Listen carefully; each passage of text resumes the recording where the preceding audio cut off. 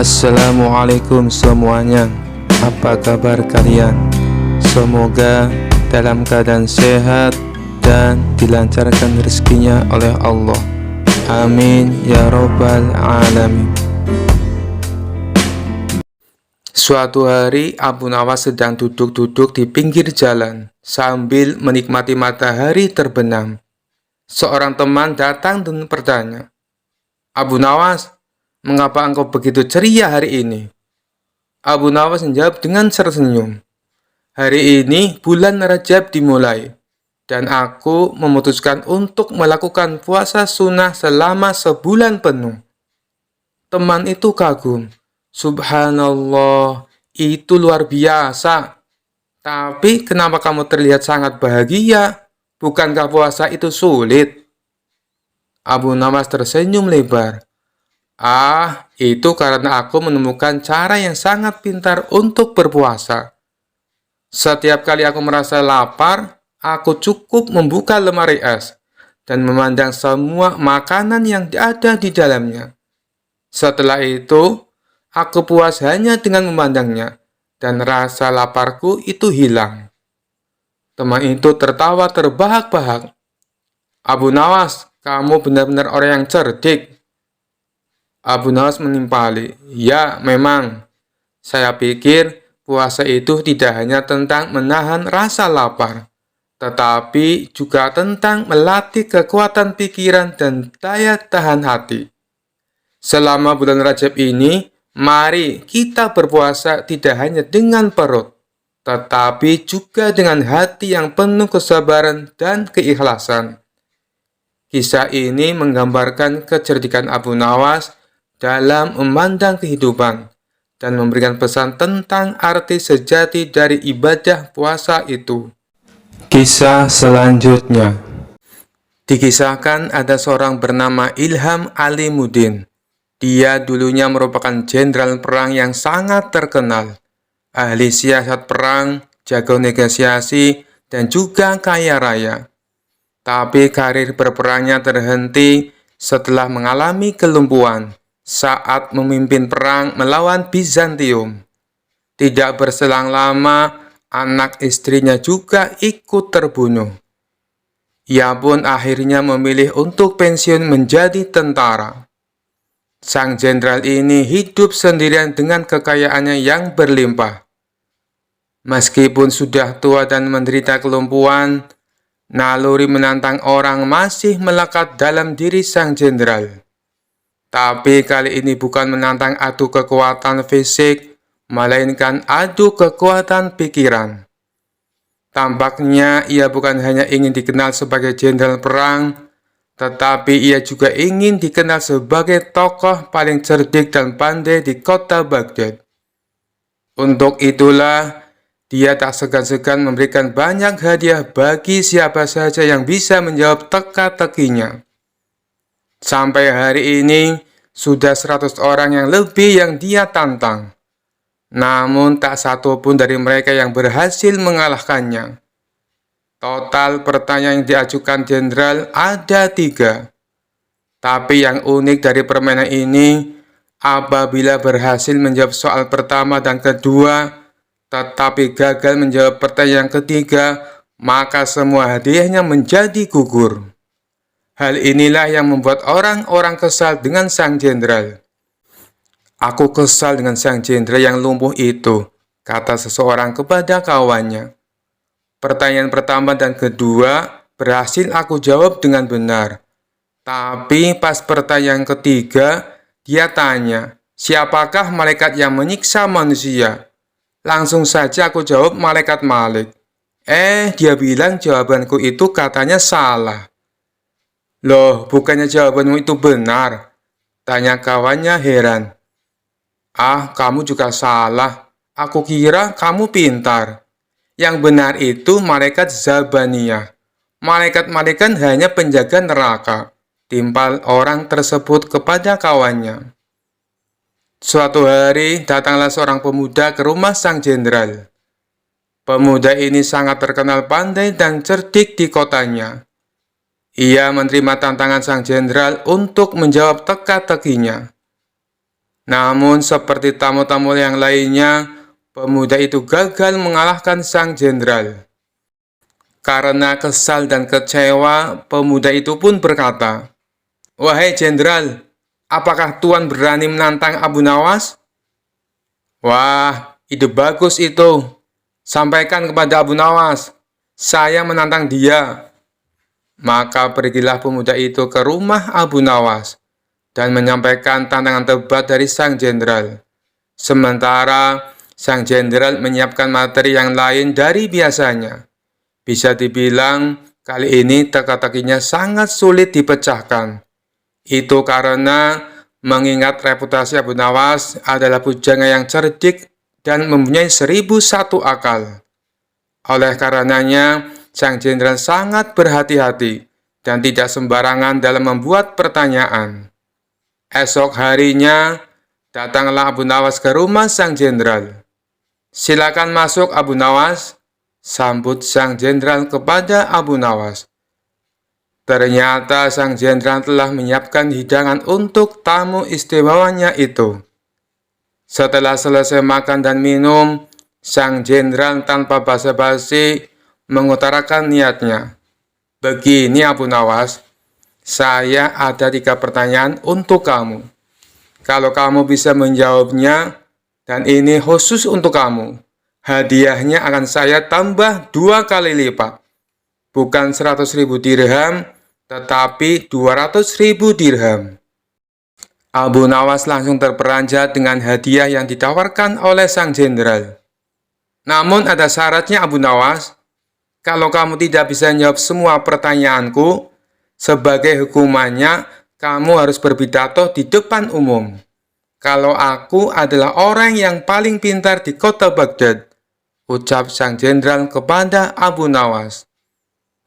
Tanpa menunggu lama, Abu Nawas langsung mengiyakan tawaran sang jenderal. "Baiklah Abu Nawas, sekarang kita mulai saja," sahut sang jenderal.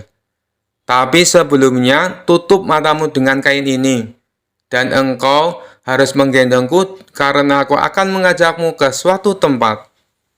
Maka dengan mata tertutup kain, Abu Nawas menggendong sang jenderal. Kemudian, sang jenderal mengajak Abu Nawas ke tempat peternakan unta miliknya, di mana tempat itu tidak pernah dimasuki oleh orang lain. "Berhenti Abu Nawas," kata sang jenderal. "Pertanyaan pertama, katakan apa yang ada di hadapanmu," tanya sang jenderal. "Ini gila.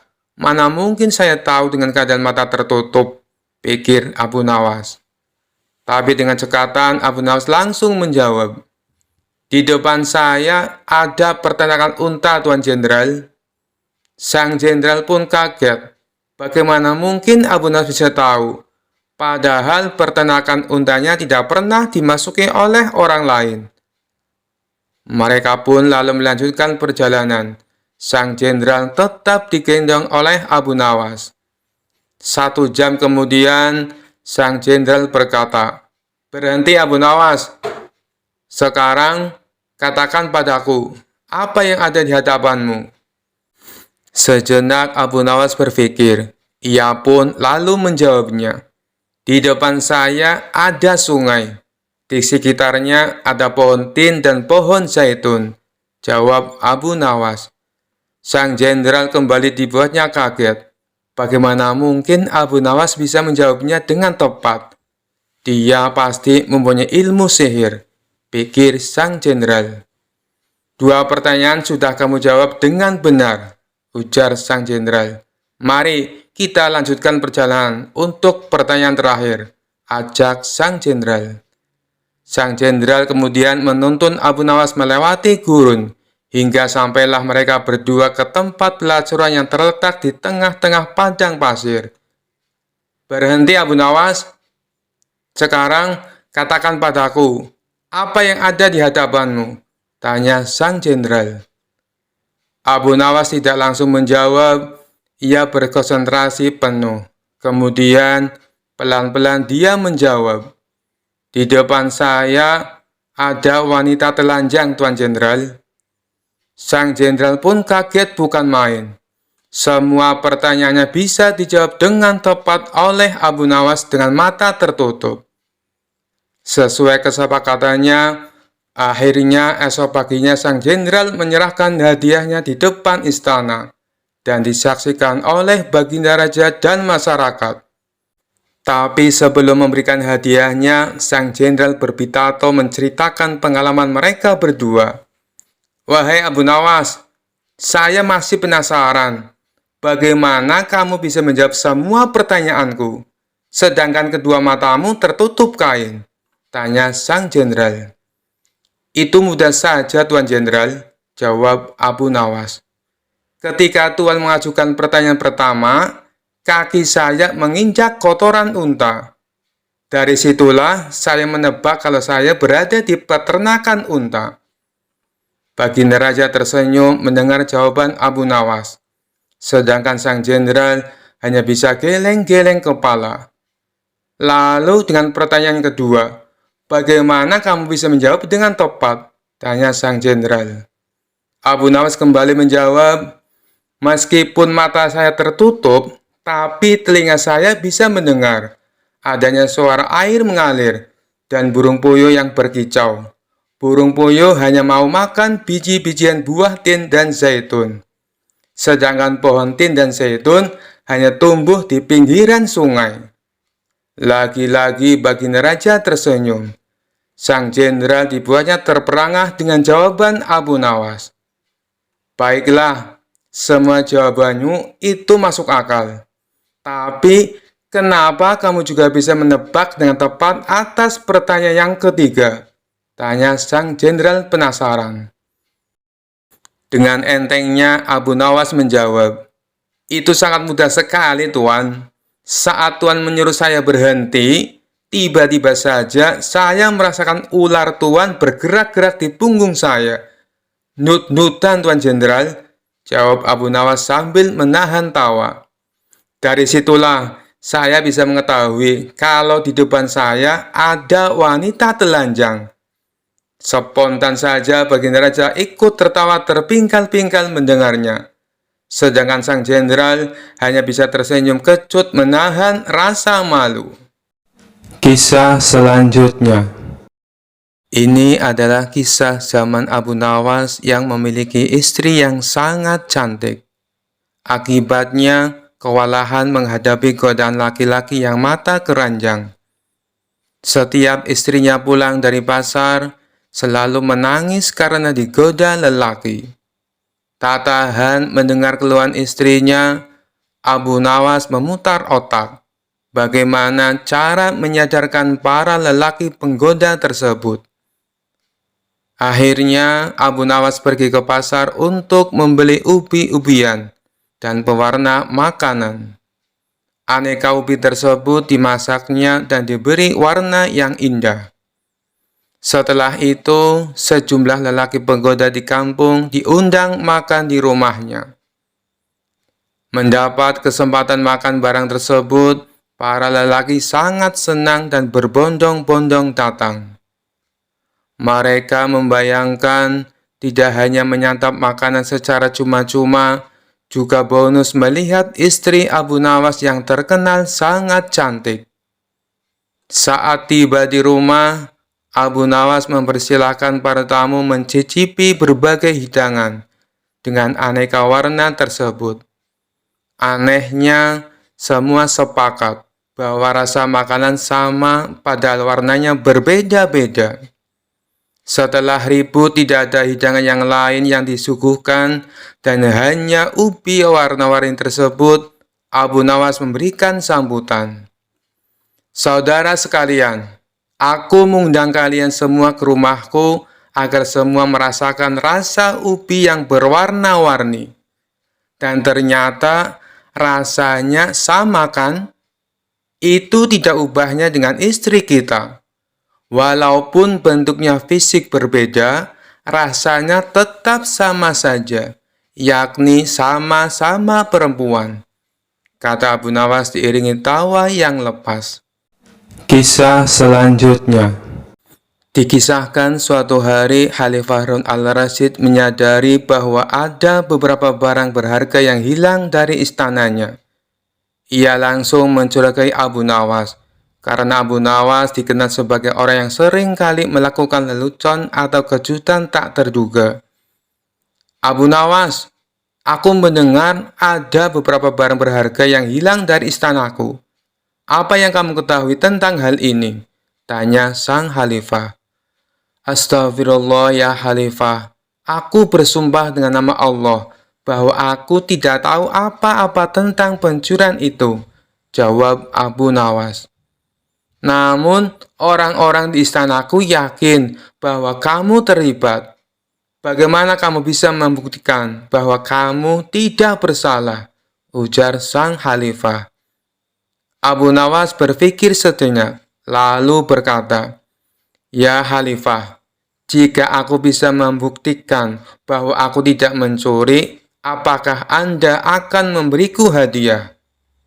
Khalifah setuju, ya, jika kamu bisa membuktikan bahwa kamu tidak bersalah, aku akan memberimu hadiah yang pantas.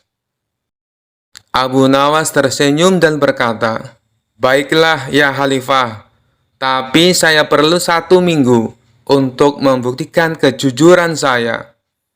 Khalifah setuju dan memberi Abu Nawas waktu selama 1 minggu. Selama waktu itu, Abu Nawas memanfaatkan kesempatan tersebut untuk memikirkan rencananya. Seminggu berlalu, dan Abu Nawas kembali ke istana. Ia membawa seekor anjing kecil yang sangat lucu. Ya Khalifah, inilah anjing yang akan membuktikan bahwa saya tidak mencuri. Saya akan mengajukan pertanyaan kepada anjing ini, dan jika ia menggonggong sekali, berarti saya tidak bersalah, ujar Abu Nawas. Khalifah dan orang-orang di istana tidak bisa menahan tawa mendengar usulan aneh dari Abu Nawas. Khalifah setuju untuk mencoba metode unik ini. Abu Nawas mengajukan pertanyaan kepada anjing itu. Apakah saya mencuri barang-barang dari istana sang khalifah? Anjing itu tentu saja tidak bisa memberikan jawaban. Ia hanya menggonggong sekali. Kisah selanjutnya. Dikisahkan Abu Nawas kerap kali mendapat hadiah berupa pundi-pundi uang yang banyak dari Baginda Raja, karena selalu berhasil memecahkan kasus-kasus yang rumit. Rupanya hal ini mengundang rasa iri dengki oleh sebagian hakim istana yang berjumlah 5 orang. Mereka beralasan bahwa menangani kasus sudah jadi pekerjaan para hakim, bukan tugasnya Abu Nawas. Kelima hakim tersebut lalu berkumpul untuk membahas masalah ini. Enak saja Abu Nawas, dia mendapat hadiah yang seharusnya jadi milik kita, kata salah satu dari mereka. Benar, ini tak boleh dibiarkan. Ayo, kita ajukan protes kepada Baginda Raja, sahut yang lainnya. Maka kelima hakim ini menghadap Baginda Raja dan menyatakan keberatannya. Mendengar keluhan mereka, Baginda Raja menanggapinya dengan bijak. Kalian kan sudah mendapat gaji tiap bulannya, sedangkan Abu Nawas tidak mendapatkan. Jadi, wajar kalau aku memberinya hadiah. Itu sebagai rasa terima kasih, karena telah membantu menyelesaikan masalah, tutur Baginda Raja. Tapi itu kan seharusnya sudah menjadi tugas kami. Kenapa Paduka berikan kepada Abu Nawas? Protes salah satu hakim. Saya tahu kalian orang pintar dan berpendidikan, tapi kasus yang aku percayakan pada Abu Nawas butuh kecerdasan dan kebijaksanaan, terang Baginda Raja. Soal kebijaksanaan, kami juga bisa Paduka yang mulia, ujar mereka. Karena mereka bersikukuh dengan pendiriannya, akhirnya Baginda Raja membuat sebuah tantangan. Baiklah, akan saya uji kalian dengan kasus yang sederhana. Jika kalian bisa memecahkannya, Saya tidak akan lagi meminta bantuan Abu Nawas, kata Baginda Raja. Kemudian Baginda Raja perintahkan pelayan untuk membawakan papan tulis. Lalu di papan tulis tersebut Baginda Raja menggambar garis dengan panjang 100 cm. Sekarang masing-masing dari kalian maju dan perpendek garis ini, perintah Baginda Raja. Hakim pertama maju ke depan. Ia menghapus 20 cm dari garis itu, dan kini menjadi 80 cm. Selanjutnya Baginda Raja mempersilakan hakim kedua untuk melakukan hal yang sama. Ia pun menghapus garis sepanjang 20 cm, dan garis tersebut kini menjadi 60 cm. Hakim ketiga dan hakim keempat pun maju ke depan. Mereka berdua melakukan hal yang sama, hingga garis itu tinggal 20 cm. Tibalah giliran hakim yang kelima. Ia terlihat kebingungan, tak tahu harus bagaimana. Kemudian Baginda Raja bertanya, "Apakah engkau akan melakukan hal yang sama seperti kawanmu? Kalau demikian, garisnya akan hilang. Padahal yang aku minta perpendek garisnya, bukan menghilangkan garisnya. Tapi kalau hanya menghapus 10 cm, berarti kau telah berbuat tidak adil. Karena keempat kawanmu menghapus 20 cm. Lalu, bagaimana caramu memecahkan masalah ini? Kalau engkau kebingungan, silakan kamu tanya pada keempat kawanmu, ujar Baginda Raja. Kelima hakim tersebut mulai berpikir keras untuk mencari solusinya. Setelah sekian lama berpikir, mereka tak kunjung mendapatkan jawaban. Ampun Paduka yang mulia, kami tidak tahu cara memecahkan masalah ini, kata mereka. Baiklah, kalau kalian sudah menyerah, maka aku akan panggil Abu Nawas kemari. Singkat cerita, datanglah Abu Nawas. Ia lalu diperintah Baginda Raja untuk menyelesaikan masalah yang diberikan kepada 5 hakim tersebut. Tanpa pikir panjang, Abu Nawas langsung melaksanakan perintah Baginda Raja. Ia tidak menghapus garis yang tersisa 20 cm. Akan tetapi, ia menggambar garis yang baru, yang panjangnya 120 cm. Garis tersebut lebih panjang daripada garis yang pertama yang dibuat oleh Baginda Raja. Setelah Abu Nawas selesai dengan tugasnya, Baginda Raja lalu berkata kepada mereka, "Kalian lihat sendiri kan, bagaimana cara Abu Nawas menyelesaikan masalah untuk membuat garis menjadi pendek. Kalian tak perlu menghapusnya, cukup membuat garis baru yang lebih panjang. Maka garis pertama akan menjadi lebih pendek dengan sendirinya." Mendengar hal itu, kelima hakim tersebut menyadari akan kekeliruannya dan mengakui kecerdasan Abu Nawas akan sifat bijaknya dalam menyelesaikan sebuah masalah. Sekian dulu perjumpaan kita kali ini. Sampai bertemu lagi di kisah-kisah selanjutnya. Terima kasih yang sudah subscribe dan setia menonton channel ini. Wassalamualaikum warahmatullahi wabarakatuh.